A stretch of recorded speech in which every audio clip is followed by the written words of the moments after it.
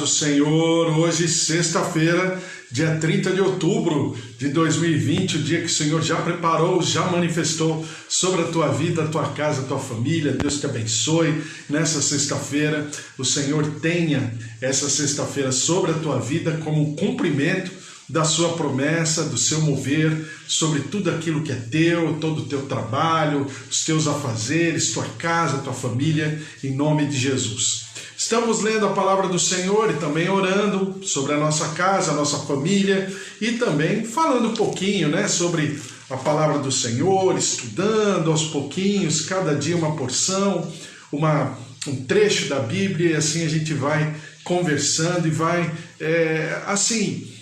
eu sempre falo que às vezes a gente não consegue fazer sozinho, mas todo mundo junto, conversando, pensando. Isso amplia a nossa visão também, nos faz pensar, refletir sobre os negócios do reino dos céus, Bom dia, minha tia Rosália, bom dia, Eva, Deus abençoe vocês, o Senhor esteja sobre a vida de vocês, netos, filhos, filhas, o Senhor esteja sobre todos, em nome de Jesus.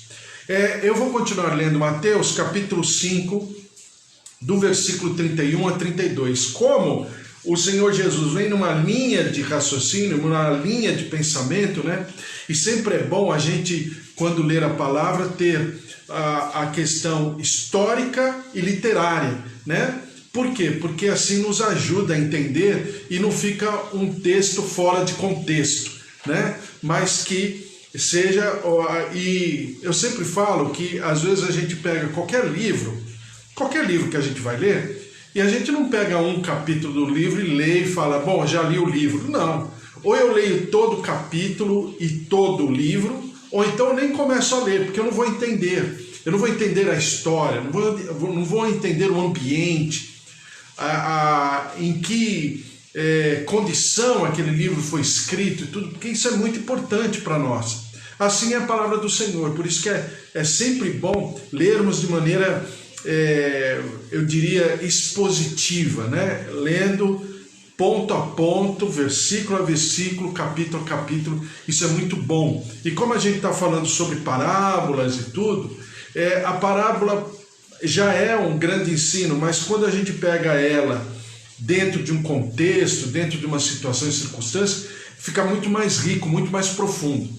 Bom, então, Mateus capítulo 5, eu vou sublinhar o versículo 31 e 32, porque já lemos os anteriores, mas a gente lê desde o comecinho do assunto até chegar aqui no versículo 31 e 32. Então, Mateus capítulo 5, versículo 27 diz assim: Ouvistes o que foi dito, não adulterarás. Eu, porém, vos digo, qualquer que olhar para uma mulher com intenção impura, no coração já adulterou com ela. Se o teu olho direito te faz tropeçar, arranca-o e lança-o de ti, pois te convém que se perca um dos teus membros e não seja todo o teu corpo lançado no inferno. E se a tua mão direita te faz tropeçar, corta-a e lança-a de ti, pois te convém que se perca um dos teus membros e não vá todo o teu corpo para o inferno. Bom, aqui, o que Jesus está fazendo? Ele está pegando... Primeiro ele pega a lei, a própria lei, falando que ele não veio revogar a lei. E agora ele vai falando sobre, como diz no original, no hebraico, aquilo que os sábios ensinavam, ou os sábios escreviam. Daí você ter, de cada assunto, você ter o versículo assim, o primeiro versículo, ouvistes o que foi dito. Quem disse? A palavra, a lei do Senhor, mas também tem a tradução, vamos chamar assim, a interpretação dos sábios.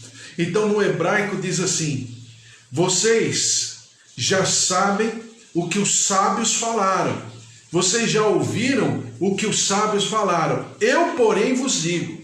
Então em cima da lei tem o comentário, a interpretação dos sábios, dos rabinos, do rabinato, Em cima do comentário dos rabinos, vem Jesus ampliando a visão. Então ele coloca como exemplo o adultério, ele coloca como exemplo o homicídio, e ele coloca como exemplo o divórcio. Tá me entendendo? Por que adultério? Por que homicídio? E por que divórcio? Porque havia duas linhas de raciocínio muito claras, duas escolas, tá? É como nós hoje temos a escola arminiana, né? E temos a escola calvinista. Eu estou falando de maneira didática, eu não estou comentando nenhum nem o outro, não estou falando se um está mais certo ou mais errado, não é isso. É como nós temos duas linhas, duas escolas muito conhecidas do meio evangélico, do meio cristão. A escola calvinista e a escola arminiana. Não vou falar da interpretação, estou falando da escola, da origem, né, desses comentários. Então os calvinistas, né, Calvino escreveu e interpretou de que Deus tem o poder e já estabeleceu todas as coisas. O que Calvino escreveu. O que a escola arminiana ou Armínio escreveu é o seguinte: não.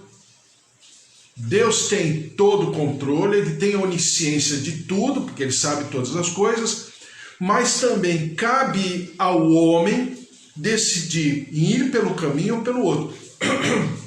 Ou seja, Deus não fechou todas as coisas debaixo da autoridade dele. Então, se Deus não fechou, cabe a nós resolvermos como será o término da história. Essa é uma escola, né? Então eu acabei de falar, Calvino uma escola, Armínio outra escola.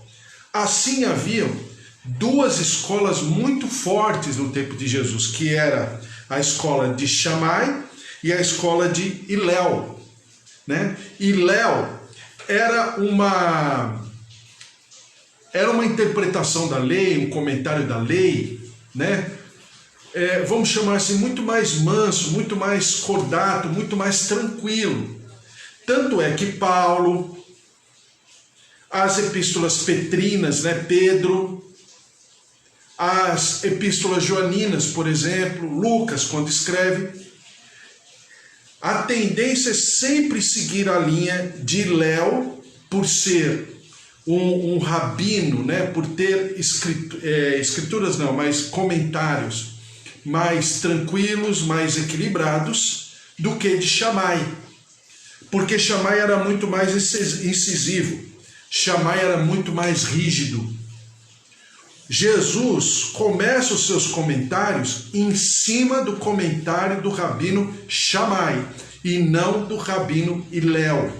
Daí ele trazer de uma maneira muito consistente, muito clara, muito rígida, muito incisiva, aquilo que era mais comentado e que trazia muito problema. A impressão que a gente tem que essa questão do adultério, do divórcio, né? O homicídio nem tanto, mas mais o adultério e o divórcio é mais do nosso ambiente de igreja de hoje em dia, né? Parece que a gente faz diferenciação entre pecadinho e pecadão. Não, mas no tempo de Jesus também era assim, a respeito do homicídio, do adultério e do divórcio. Então Jesus se aproveita desses assuntos mais discutidos, mais polêmicos da época, e a partir deles ele começa a basear, né, a sua palavra ali no Sermão do Monte. Ele começa a ampliar, a expandir a palavra do Senhor. Entendeu? Então vamos lá. Então diz aqui: ouviste o que foi dito, não adulterarás.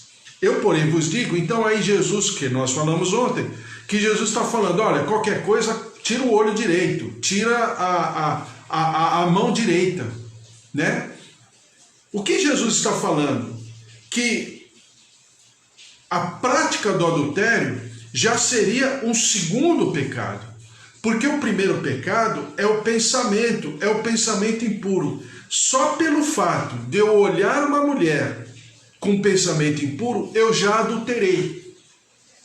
A exemplo do que Jesus falou do homicídio, que eu brinquei com você, mas é uma verdade segundo Jesus, segundo a verdade do seu reino, todos nós somos homicidas. Quem nunca odiou e quem nunca desejou que alguém morresse porque a gente odiava a pessoa. Não existe. Então, todos nós somos homicidas diante do reino de Jesus Cristo.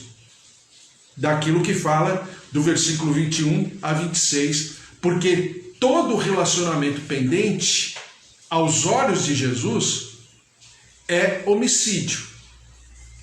Todas as vezes que na minha relação interpessoal, na minha relação familiar, na minha relação com o meu próximo, com os meus pares, existir uma pendência, significa que eu matei, eu cometi o crime do homicídio, segundo Jesus. Então todos nós somos homicidas e por isso que fala bem-aventurados que choram, ou seja, bem-aventurados os que choram porque serão consolados. Por que eu serei consolado? Porque no Senhor Jesus eu terei o perdão e aí eu vou promover a reconciliação. Então é por isso que eu sou bem-aventurado, como diz lá nas bem-aventuranças. Então, olha só como é interessante, seguindo esse raciocínio, aí vem a questão do adultério, que é exatamente a mesma linha de raciocínio. Assim como no homicídio, o só pensar, o olhar para uma mulher impura, eu já cometi adultério. Então, se nós somos homicidas, segundo o reino de Jesus, nós também somos adúlteros, segundo o reino de Jesus. Por quê? Quem nunca olhou alguém com olhar impuro, com pensamento? A prática já é o segundo pecado. O primeiro é o adultério ou o primeiro é o homicídio. Está me entendendo? Então o que Jesus está falando é o seguinte: se o braço, o olho estiver, agindo errado, corta. É claro que Jesus não está falando literalmente cortar o braço, ou cortar a mão, ou cortar o olho. Se bem que, já falei para você, que no concílio de Nicéia, 320, 330 depois de Cristo, havia esse problema. Porque o oriental é assim, né? Ele é meio incisivo com a coisa da história, da palavra, da letra. Então havia realmente muita gente mutilada por causa de, entre aspas, cometer pecado. E aí o concílio de Nicéia estabeleceu que não. Isso era apenas uma interpretação de um comentário de Jesus Cristo a respeito daquilo que os antigos, os sábios, ensinavam a respeito de alguns assuntos. Indo nessa linha de raciocínio, versículo 31 e 32. Também foi dito: aquele que repudiar sua mulher, dê-lhe carta de divórcio. Eu, porém, vos digo: qualquer que repudiar sua mulher, exceto em caso de relações sexuais ilícitas, a expõe a tornar-se adúltera. E aquele que casar com a repudiada comete adultério. E o que é adultério? Vamos pensar na linha de raciocínio e exatamente naquilo que nós estamos fazendo.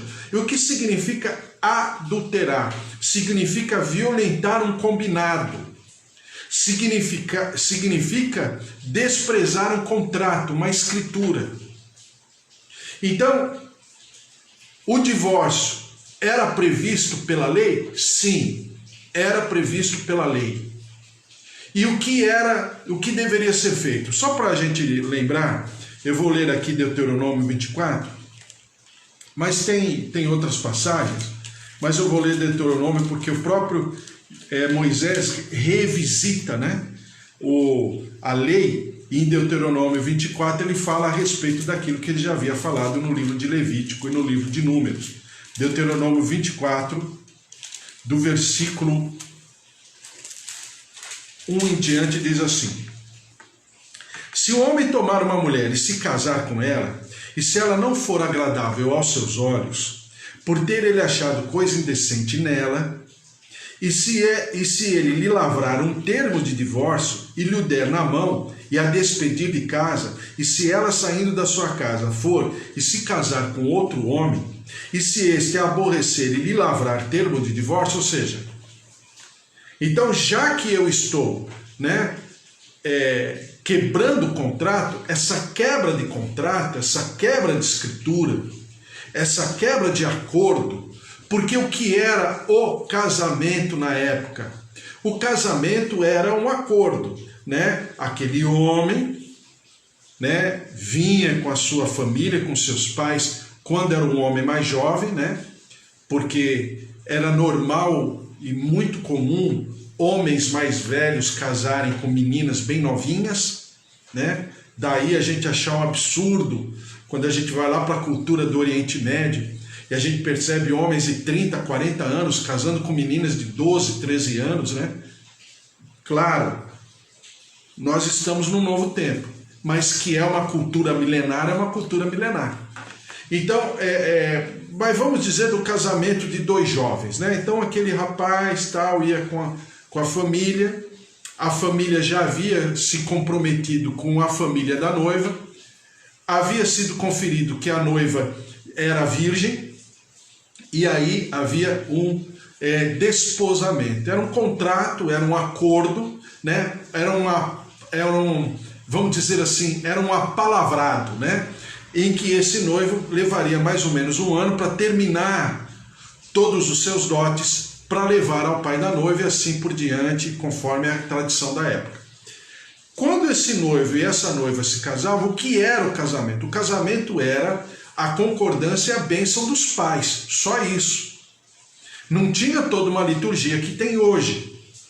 Então ficava o que? Contratado entre as partes, entre as famílias, na pessoa dos pais como autoridade, que aquele casamento havia sido contraído.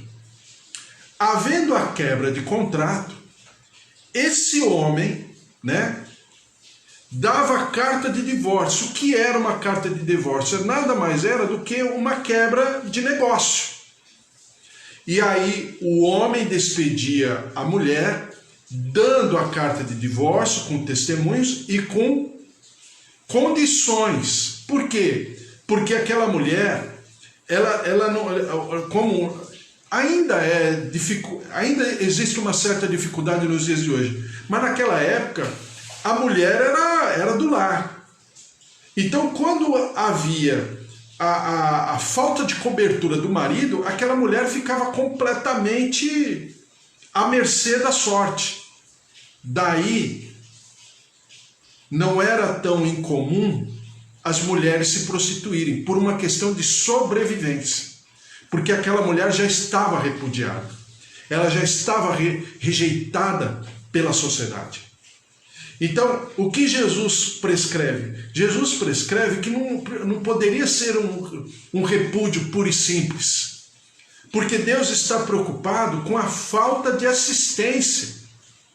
O que acontecerá com aquela mulher a posteriori? Então, o que o Senhor diz é o seguinte: olha, o repúdio precisa ser uma coisa consistente. Não é porque queimou o feijão que vou repudiar, como era feito. Naquela época se divorciava por qualquer coisa. Porque, lógico, isso interessava para o homem pegar a menina novinha e deixar a mulher mais velha, desculpe o termo, ao Deus dará. Então o que Jesus fala é o seguinte: eu, porém, vos digo, qualquer que repudiar sua mulher, exceto em caso de relações sexuais ilícitas, a expõe a tornar-se adúltera. Por quê? Porque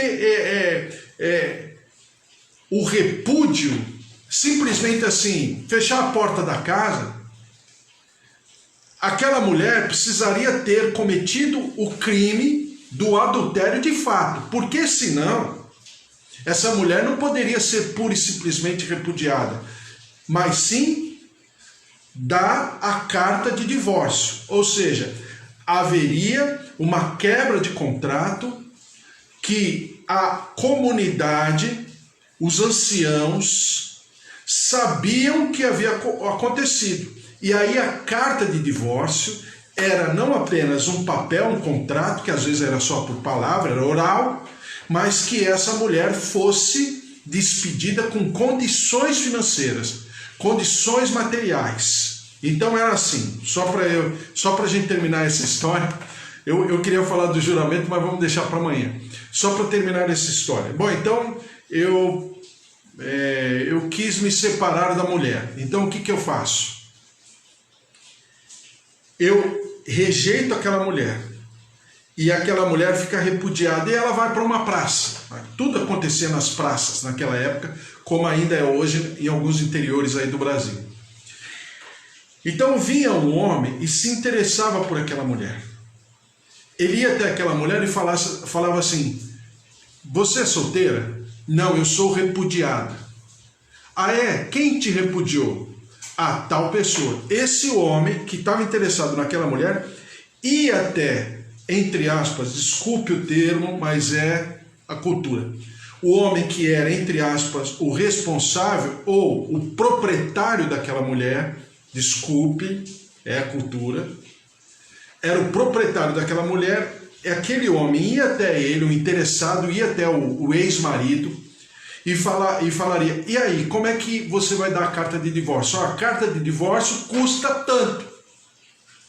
E aquele homem, não apenas o interessado pela mulher, cobriria aquela mulher com seus bens, mas ele também pagava ao antigo, né, ao ex-marido, aquilo que o ex-marido achava de valor. E aí ele pagava, ou seja, pagava a dívida. Daí Jesus falar que a cédula de dívida está rasgada em Paulo. Lembram disso? Por quê? Porque Jesus comprou. Jesus está falando assim: eu fiquei interessado pela humanidade. Eu compro. Eu rasgo a cédula de dívida. Então, interessado naquela mulher, ia até lá, era uma dívida, rasgava a dívida, pagava o que, entre aspas, o que aquela mulher, aos olhos do ex-marido, valia, e aí ele desposava a mulher e pronto. Não era nada de pecado, o divórcio não era nada disso. Aliás, divórcio era tão somente uma negociação. Era tão somente uma relação comercial. Nada além disso. Claro que hoje, na nossa cultura, nós tendemos a espiritualizar. Ninguém está falando que é ruim ou que é pecado fazer isso. Mas a gente não pode exagerar. Como alguns falam que o divórcio é pecado. Em nenhum momento, em nenhum lugar da palavra de Deus está falando que é pecado. O que é pecado é o negócio, é o voto ser quebrado pura e simplesmente, sem que haja um porquê, sem que haja toda uma, vamos chamar assim, um ritual. Assim como houve um ritual para o casamento, precisa haver o ritual para o descasamento. Assim como houve um ritual para o acordo de um contrato, de uma compra e venda, né? Assim precisa também haver, como eu poderia chamar, o destrato, né? Eu acho que é esse o termo hoje em dia, né? Então tem que haver um destrato, tem que haver um acordo, tem que haver, tudo precisa ser colocado sobre a mesa e tudo precisa ser feito com ordem e decência. Claro que em Mateus 19, os religiosos, os fariseus, os escribas, principalmente, porque Jesus era um rabino, né? Então os rabinos perguntavam: então, você está falando contra a lei de Moisés, que o divórcio não é permitido? Ele fala: não. O que eu estou falando é que o divórcio, ele existe e Moisés autoriza a carta de divórcio por causa da dureza de coração. Por que dureza de coração? Porque não houve um acordo, porque não houve um bater de papo, né? um DR, né? uma discussão de relacionamento. E simplesmente não é assim. As coisas precisam ser mais resolvidas, mais trabalhadas, né? Quem perdoou quem? Então, sempre na figura do perdão. Então é Jesus que está falando por causa da dureza de coração. Até aqui, vamos embora assim? Então tá bom. Glória a Deus, porque a palavra de Deus ela é maravilhosa e ela nos ensina muitas coisas e também ela quebra muitos rituais, muita religiosidade, uma série de coisas. Do outro lado, o Senhor Jesus está pontuando, sublinhando a seriedade, a profundidade, a maturidade, a sabedoria de todas as coisas. Então, num primeiro momento, ele nos chama de homicida, depois ele nos chama de adúlteros, né? E depois ele fala sobre a quebra de voto, sobre o adultério, em todos os sentidos. Claro que ele está falando de casamento, porque era o que era mais falado, e naquela época que os homens eram assim impressionantes. Eles se separavam por qualquer motivo, deixava a mulher a sorte e pegava outra menininha. E aí fazia a mesma coisa. A menina nunca vai ficar só menina, depois ela envelhecia, jogava a mulher fora, desculpe o termo, mas era assim, em outras palavras, jogava a mulher fora e pegava outra. Jesus, opa, tem uma coisa errada aqui. Vocês estão ouvindo o que os sábios dizem? Eu, porém, digo para vocês, ou seja, eu, rabino, vocês estão ouvindo o que a escola de Shammai e o que a escola de Hillel está falando? Eu, porém, vos digo, eu, o rabino, Jesus Cristo, o Rabone, o mestre, eu coloco o meu fardo, o meu jugo, é dessa maneira. E fardo e jugo era um termo, né? Era uma frase que o rabino usava. O meu fardo e jugo é da seguinte maneira: no meu reino é assim. Ponto. Entenderam? Glória a Deus. Vamos orar, colocar diante do Senhor, porque o Senhor, nosso Deus, é maravilhoso. A Ele toda a honra e toda a glória, e que você tenha uma sexta-feira maravilhosa, em nome de Jesus. Amanhã vamos falar sobre juramento. Senhor, nosso Deus, nosso Pai, eu te louvo e te agradeço, eu coloco os teus servos diante da tua presença, do teu mover, Bispo Antônio, Magda, Walter, Andréia, Deus abençoe Joel, Josué, o Senhor esteja sobre a tua vida, a tua casa, Kátia, Luísa, Amanda, filhos, Cida, filhos, Nora, Eva, filhas, genros. Deus abençoe a todos, a glória, a presença, o poder do Senhor. Senhor nosso Deus, e mais uma vez nós colocamos a nossa saúde diante de uma pandemia que parece um pesadelo que não passa. Agora na Europa começa tudo de novo, os hospitais, o lockdown e todas as coisas. Senhor, em nome de Jesus, que o teu poder e o teu mover se derrame sobre nós. Venha com a tua cura, com a tua saúde, com a tua proteção. Ó Deus, com a tua imunidade, derrama-te sobre o nosso organismo, a nossa vida, nossos idosos, nossos avós, nossos tios, nossos pais, o marido, a esposa, filhos, netos, sobrinhos. Senhor, derrama-te, vem com a tua graça, move-te com a tua saúde, visitando órgãos, rins, fígado, coração, artérias, veias. Dona Nadir, abençoa com a tua cura, com a tua saúde, a vida da Dona Dário, seu João e todos os outros. Bispo Antônio, sua saúde, seu tratamento, tua glória, tua unção, a tua graça se derramando. Deus de maravilhas, derrama-te sobre o nosso país, o nosso Brasil. Sara a nossa terra, perdoa o nosso pecado, tem misericórdia da nossa nação. Estamos às portas de uma nova eleição municipal. Senhor, tem misericórdia. O Senhor é poderoso para levantar e permitir que homens tementes a Ti, pessoas que tenham um compromisso contigo, um temor de Deus, para poderem ser gestores, como instrumentos Teus na vida do nosso povo. Senhor, derrama-te e ao mesmo tempo expõe, coloca diante dos holofotes, das luzes, toda essa falcatrua, corrupção, suborno, essas pessoas que insistem em estarem roubando do erário público a nossa condição de nação. Derrama-te, vem com a tua cura, com a tua libertação. Ó Deus, em nome de Jesus, sara a nossa terra, perdoa o nosso pecado, em nome de Jesus. Amém? Glória a Deus. Que o Senhor esteja sobre a tua vida, a tua casa, a tua família. Que o amor de Deus Pai, a vida vitoriosa em Jesus Cristo e as consolações do Espírito Santo da promessa se movam sobre a tua vida, a tua casa, a tua família, os teus queridos nessa sexta-feira. Porque se Deus é por nós, quem será contra nós? Se o Senhor é o nosso pastor, de nada nós teremos falta. Um beijo para você. Amanhã tem mais. Amanhã é sábado às 10 horas. Estou aí com você de novo. Valeu, um beijo, Luiz. Deus abençoe aí tua vida, tua casa, tua família. Gustavo, Letícia, um beijo para todos. Deus abençoe. Fique na paz. Tchau, tchau.